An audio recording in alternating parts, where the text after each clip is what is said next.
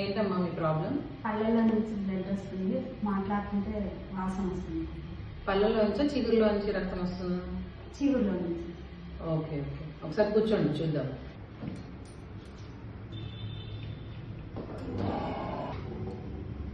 పళ్ళు క్లీనింగ్ చేయాలి. ఎంత అవుతుంది మేడం? మామూలుగా అయితే 1500 2000 దాకా అవుతుంది క్లీనింగ్కి. అంత కష్టమే కదా. మన దగ్గర స్కేలింగ్ ఫ్రీగానే చేస్తామమ్మా, ఏం ఛార్జెస్ తీసుకోము. క్లీనింగ్ అయిపోయిందమ్మా, బాగా వచ్చింది. ఎన్నిసార్లు చేయించుకోవాలి మేడం? ప్రతి 6 నెలలకు ఒకసారి క్లీనింగ్ చేయించుకోవాలి.